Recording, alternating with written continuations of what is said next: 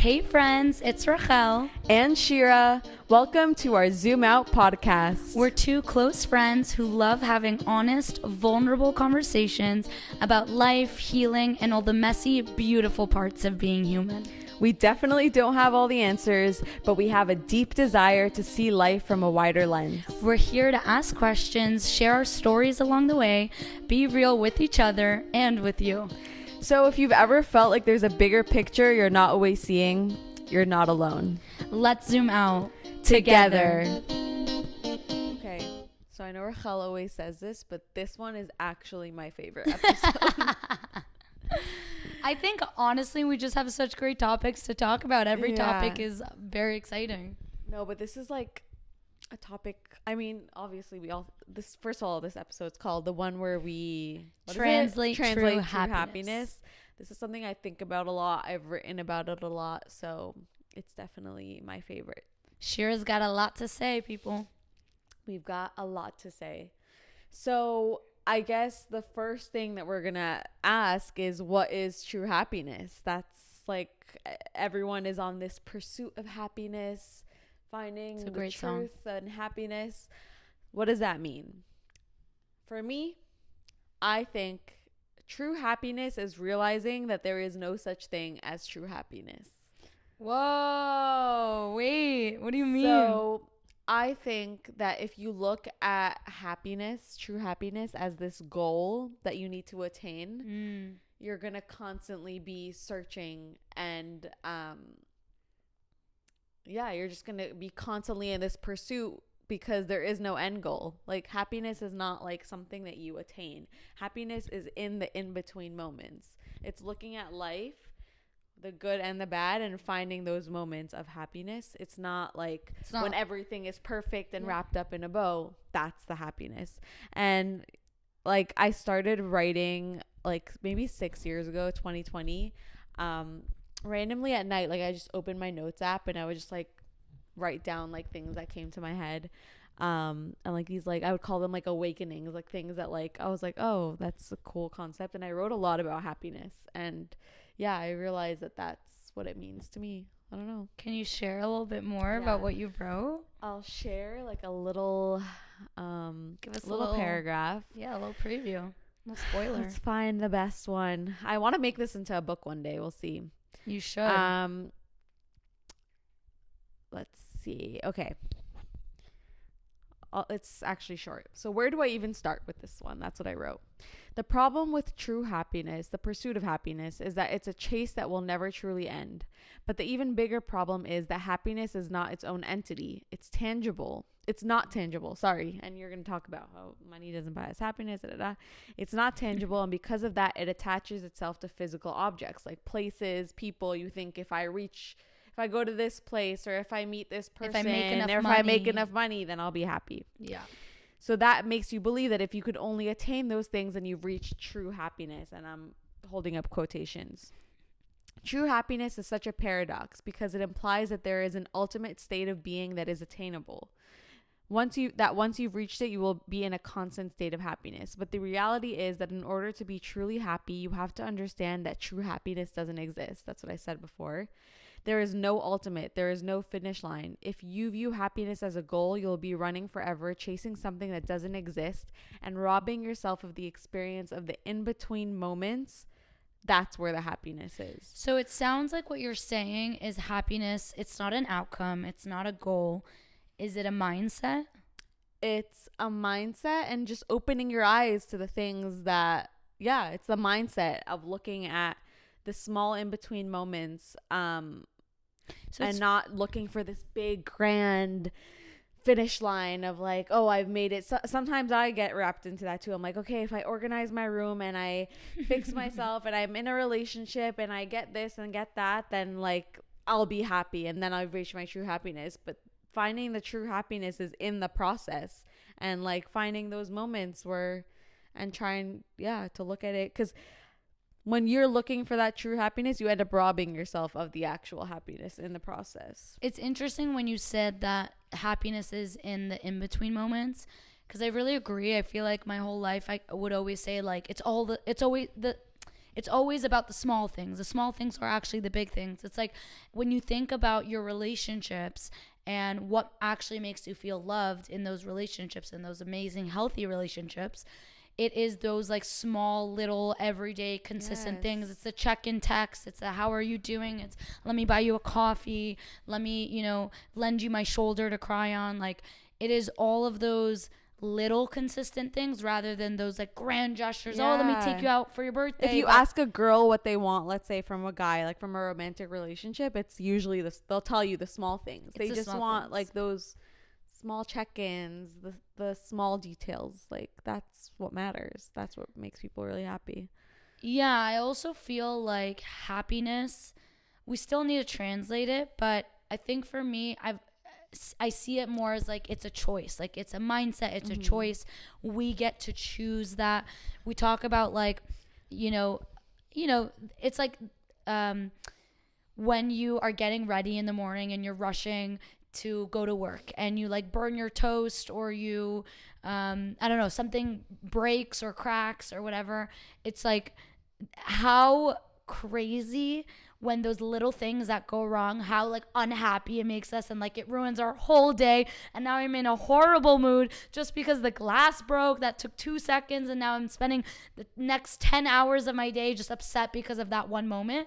And it's also like crazy that we almost don't see it. It's not as easy to see the little moments that make us happy. Right. It's like when someone does buy you a coffee, and like you don't expect it, or someone gives you like a little surprise, or you hear from someone, or they like when someone asks me a question, like remembers something that's going on in my life, like, oh, how was that event? Or like, how was that interview? Like, that to me makes me feel so much more happy and like heard and validated and fulfilled when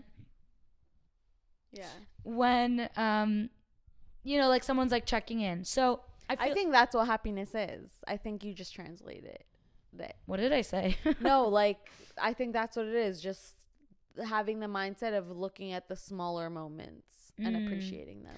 Okay, so that's what I was gonna say also about happiness. Like, for me, I feel the most happy when a few things, but the biggest is like when I'm appreciating life and I'm like very intentional. Like, sometimes, I don't know if this hits you, so I try to have these moments more, like to create it more for myself, but sometimes I'll just be like doing at dinner with my family, or I'm sitting around a room with like a bunch of beautiful women that I love, and I just like get this hit of moment, like, oh my gosh, like, thank God we are so blessed, like, to have this. Usually it happens to me when I'm with like people I love, and I'm just like sitting there and I just like really have this like very intentional moment of gratitude. I'm like, I feel so lucky. I feel so grateful for every single person in this room, to have these conversations, to have these moments, to feel so heard and loved and seen and validated in this room right now. And I feel like when I have those moments, it's like my whole mood instantly changes. I feel like the lightest I've ever been. I feel just this like on this almost like cloud of happiness, So you're saying that you think happiness is like gratitude? I think it's gratitude. And funny enough, so I had a spiritual class last night, like a Kabbalah class that I mentor now on Tuesday nights, and at the Kabbalah Center, and the whole class was actually about happiness, which is really funny. Like, it was literally just last night we were talking about it. And according to Kabbalah and spirituality, true inner happiness is actually when we become givers, when we give our time and energy and whatever effort, but when we share with people like uncomfortably, like out of our comfort zone, that is what brings internal fulfillment. Because there's that whole idea, like you mentioned it, like money can't buy you happiness. I've actually had that argument with a few people in my life over the years, and I just would always say like, no, money can't buy you happiness. People would argue with me, and I think that money can buy you a lot of things. It can buy you a new car, and it can buy you a beautiful house. And sure, those things bring you joy for a little bit, that like instant gratification. It's like when you're on Instagram and you're scrolling, it's like that hit of dopamine. Temporary. It's temporary. That's what I think we're translating today, or we're trying to talk about, is like what is true happiness? And true just means like long-term happiness. What is like genuine long-term happiness? I think when money can buy you a lot of things, but they're all like instant gratification, they're all temporary, like you said, short-term. And I feel like when you think of like your health and like relationships, things similar of that nature, money can't buy you that, Right. you know? And I think, because you're saying long term, the thing is though, like, let's say health, relationship, and everything is not going well. That's like what we In need to get those- into. Like, yeah. where do you find true happiness in those moments, right? I think it really, for me, ties back into appreciation. Like, even when I see something going wrong, and quote unquote, I'm putting up quotation marks, like wrong meaning what I think is wrong. Because the thing is, we are such limited beings and we don't know actually what's best for us. Like, we think we want $100,000, but the universe actually wants to give us $1 million, you know, let's say. And I feel like, I lost my train of thought. Yeah. Like, where are you going? I know, where was I going? What did you say before? No, because I'm saying, like, you're saying how, like, giving Oh. that stuff Yes, gives sorry. you long-term happiness. In the bad moments or in the appreciation. hard moments. Yes. Yes, thank you. We got back on track. In the hard moments, I think truly what brings me happiness is looking at it like, how could this wrong turn actually be good for me? And so I start thinking about it. Like I mentioned on last episode, like I had this fight with my brother and it was like really hard. It was a dumb fight, but I really came home like crying. And I sat there being like, what is the opportunity here? And I started like answering that question. It was like not a fun fight. You know, it's never fun to argue with someone.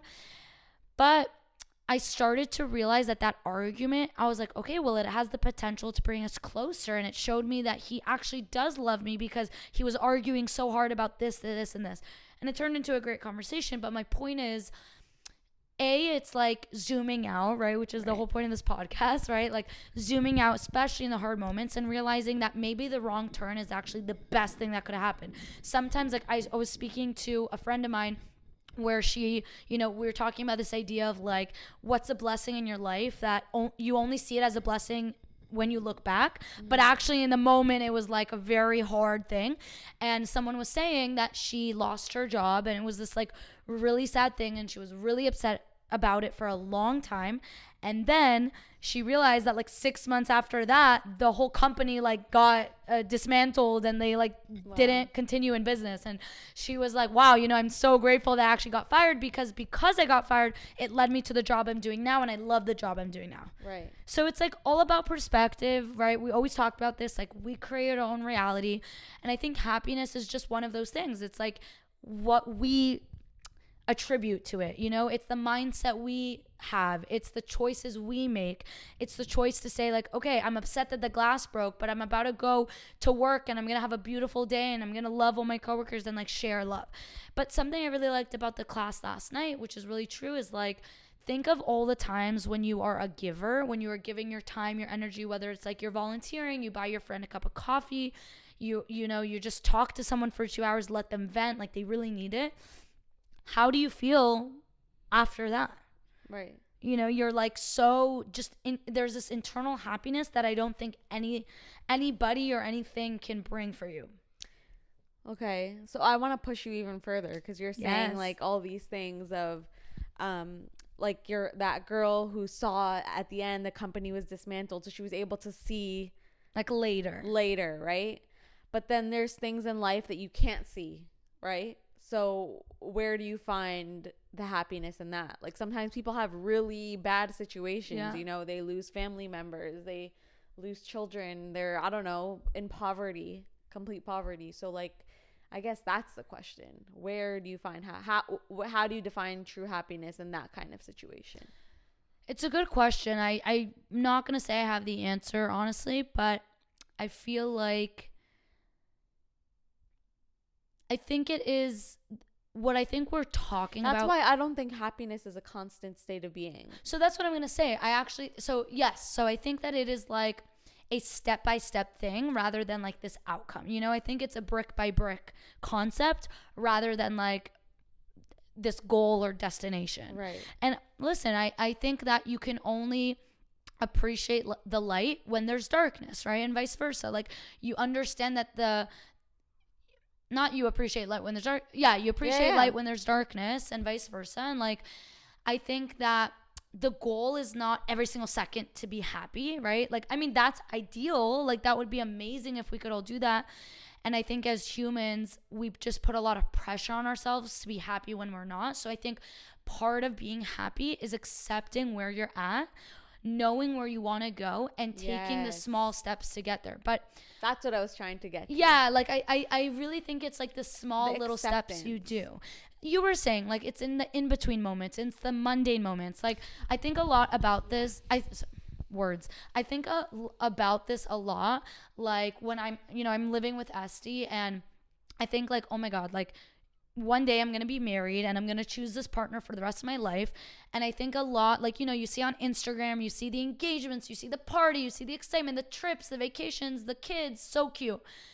But like, what is actual reality? Reality is in the mundane moments, right? It is like appreciating those things. And I find that, yes, the trips are so fun and the hangouts are so great, but when you can find gratitude and appreciation for like the little moments of just like, I have food on my plate today, my legs work, my body works. Because that's more sustainable. If you're just defining happiness as those big trips and the honeymoons, like that's not the constant state of being. So and I think that is the short term, right? The vacation ends at some point. You go back to work, you watch an amazing movie or an amazing show, and like it ends, and you're sad for a reason. And I think like I noticed that when, Esty and I are living together and we're cooking dinner together and we sit down, we watch a movie, like that to me is so much more meaningful in a way than the vacations we take together. I'm not saying the vacations are not awesome, but it's like being able to consistently show up for yourself and for the people you love. Yes. And I think that's what brings happiness. I also think happiness. Okay, so I think I mentioned this in an earlier episode, but there's a very famous Harvard study. And Harvard basically followed like a bunch of college graduates and then re-interviewed them like 50 years later in their like 80s or whatever it was. And essentially Harvard found they were trying to, like, the literal study was, what is happiness and how do we define happiness? And Harvard found that the quality of your relationships is what happiness is dependent upon. And I thought that was really interesting. My mom is always someone that tells me, like, it's all about the relationship. It's all about relationship. Like, people is what matters. The relationships, how you show up, who you give to. With yourself. What is it? I'm saying all kinds of relationships. All kinds of relationships. With yourself. Yeah. Especially with yourself. The relationship with your friends, your family, your partner, whatever. But it really goes back to, like, relationships and connection. I think also on a biological level, like, we are meant to, like, be with each other and be together and connect. I just thought it was such an interesting find. Like, I'll never stop speaking about the study because I thought it was so interesting. They're trying to define happiness. And something it said in the study, this is what's wild to me. It said loneliness is the most dangerous drug. It kills people more than heroin and cocaine and all these like drugs. So it's like crazy when you realize that happiness, I think, comes from the gratitude and appreciation you have for yourself, with yourself, and with others. Yes. But again, it all goes back to self-love. Like, if you can't have prosperous relationships if you hate yourself, or if you don't like yourself, or if you're unhappy with yourself. Yes. So I think it is those like small things that bring us joy. Like, for me, it's when I go to yoga and I'm investing that exercise into myself. Today, I just took Shira to the hot yoga class.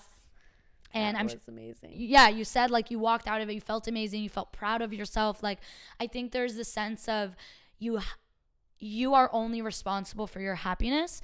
And I think it's about your outlook on life. And it's like, what can we do for ourselves to just bring that joy? Something interesting I saw on Instagram, I saw this video that said, like, imagine it's your wedding day. It's like so fitting for this. It's like, imagine it's your wedding day. You know how it's going to look like. You're so excited. It's an outdoor wedding. And then all of a sudden it starts raining. Obviously you're upset, right? And the message behind it was like, you're only upset because you already pictured what it should look like or what it shouldn't look like. And so our happiness is based on that picture. But if you think about it and you zoom out, the rain is not doing anything wrong. The rain is doing what it always does. The rain itself is an experience of life. And I think it was such a beautiful thing. Like, that is what happiness is. Happiness is an experience of life. It's like what Shira said. It's not a goal. It's not a destination. But it's also like we can't attach our happiness to a certain outcome. Yes. That is what I think kills us in those moments, you know? You can't attach happiness to a certain outcome, and you have to make sure to look out for the small moments. Like you said, have gratitude. And there's a line, I think in the Torah, I'm not sure, but it says, I have given you life and death, choose life. So then you can ask, like, what does that mean, choose life? Like, but then there's like a whole discussion about it, but the whole point is that if you're not actively choosing life, then by default you're choosing death. Wow. So even though, like, basically, like, let's say light and darkness, right? Darkness is just the absence of light. So, and now this is going to be the segue into the quote. Darkness is not an actual thing. It's just when there is no light. Light is an actual entity. So the quote, my favorite quote, I have it on my pillow at home. Wait. Also, Shira's favorite ever thing is Harry Potter. Yes. So just keep that in mind. Happiness can be found even in the darkest of times if only one remembers to turn on the light. So darkness is there only because you just gotta turn on that light switch. Turn on that light switch. Who said it, Shira? This is said by Albus Dumbledore. For all the Harry Potter fans took out out there. Albus because she's like, who's Albus? I'm so confused. Okay, for reflection and question of the day. What small things can you do for yourself daily that brings you more happiness? Simple. Maybe that's volunteering somewhere. Maybe that's taking your friend to a yoga class. Maybe that's meditating. Maybe that's reading a book. Maybe it's taking a walk. Maybe it's getting your favorite dessert ever because you are amazing. Sleeping. Maybe it's sleeping or napping, whatever it is. I'm ready. What for are those that, things? low-key. And That's with it. that, we end today's And episode. with that, go turn on the light. See ya. See you guys. Thank you so much for hanging out with us today. We hope this conversation helped you feel a little bit more seen, a little less alone, and reminded you to take a step back and zoom out. We're grateful to have you all along with us on this journey together. Stay tuned for our next episode. Bye, friends.